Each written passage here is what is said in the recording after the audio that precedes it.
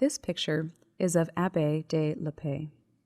He established the school pictured on the right in the year 1760. The school became very well known because it created a large population of deaf students who until then had lived in disparate places. People had reported of a deaf person living here or there, but now the school meant everyone could come together, and what made it even more unique was that they all signed. De la Paix promoted this, touting sign language as a viable solution. They demonstrated that students could use language, understand each other, and could learn to read and write very quickly at an accelerated rate.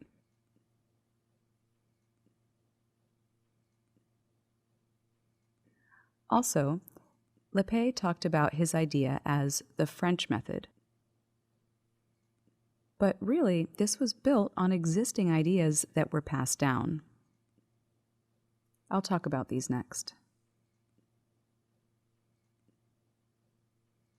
De la Paix had read, perhaps from conversations at his church, books about how to teach deaf children. In this, he came across a list of hand shapes that corresponded to written letters, the manual alphabet. But where did these hand shapes originally come from? Take a look here. In 1560, a preacher in that town met a deaf person when he was called to work with the royal family. One of the children was deaf, and not knowing what to do, the family summoned the preacher. He created a plan to teach the child to read and write so that they could partake in the family finances, which required literacy skills in order to read and write laws. So, inheritance and property were the main concerns of the family. Their wealth enabled them to call on people from far and wide who eventually agreed on a set of procedures starting with a manual alphabet, which became standardized. This alphabet reached France, so they didn't invent the alphabet anew, they used one already in place. Now you had a large school in Paris that drew students from around France, but people in other regions heard about the school and wanted to visit. Often they liked what they saw and went on to establish schools in their own countries. What eventually happened was this. Over the next 50 years, multiple schools were established across Europe. This means that people wrote about this, sailed across the Atlantic, bringing the news to America for people to read. That is how Gallaudet knew about these schools, ultimately going there himself. Upon arrival, he found a network of teachers, all of whom were trained at the Paris school, then moved to various countries. Some were asked to establish new schools, but they all adhered to the same procedures for teaching. Gallaudet liked this and wanted the same thing in America. This is how the French method was brought to America.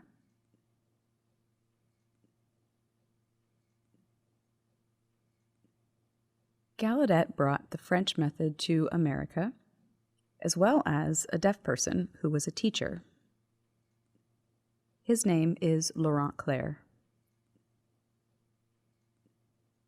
He established the school, along with Gallaudet, at this site marked in yellow, in Hartford, Connecticut, in 1817.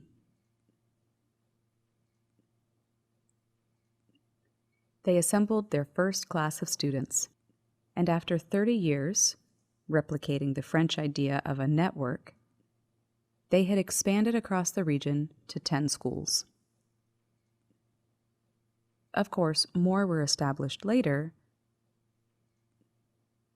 but the issue they faced was how to train enough teachers. So they created a plan for that and established a new school. This school was different. It was intended for higher education. This school was a college located in Washington, D.C.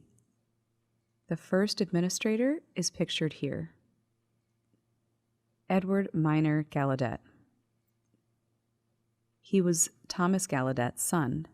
Here's how to sign his name. He was a fluent signer and agreed that once students completed school, they should be able to become teachers. By having a college, students from any of the network schools now had a place to study, get degrees, and return to the schools to teach.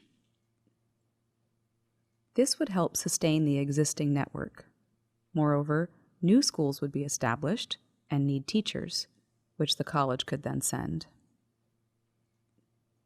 Plus, some of them wanted someone like Laurent Clerc to establish these new schools. This is how schools came to be founded as far north as Canada that also used ASL, which was used all across the country. That model was called the American method. And at that time, the American president was Abraham Lincoln. That's when Edward Minor Gallaudet submitted a proposal asking the United States government to take responsibility for the establishment and ongoing costs of this college.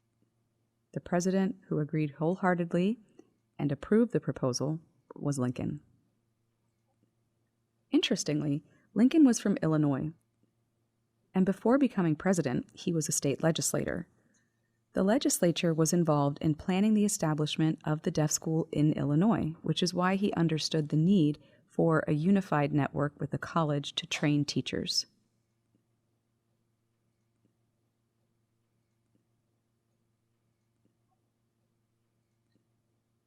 With deaf students becoming adults, this meant that the community had become stronger, as did their discussions and thinking about how to better their own lives, such as gaining employment, among other things. These discussions were largely carried out through written correspondence. They decided it was time to have a national convention, pictured here, held in 1880. Because the attendees were literate, they wrote policies and procedures. Now, they also knew that signing alone wouldn't be enough. So they wanted to create a literature through sign language as well, which was fully supported. Oratory traditions. The idea that the attendees were in support of was not new. They already knew that in France, graduates would come together regularly to give presentations and performances. It is that oratory tradition that the Americans wanted to replicate, and did.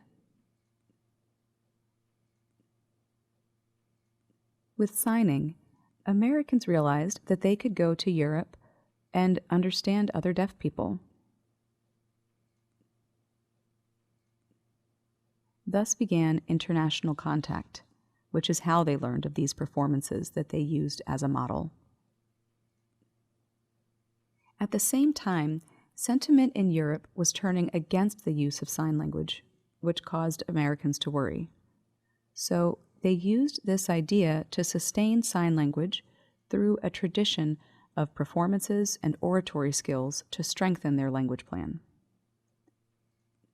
The Americans knew that their voice was stronger when unified in fighting for their rights and in their efforts to preserve sign language for years to come. That meant they needed to have an easy way of documenting their language, but there was no written system for sign language. Instead, they turned to film. Film was invented in about 1900, which was just the right time.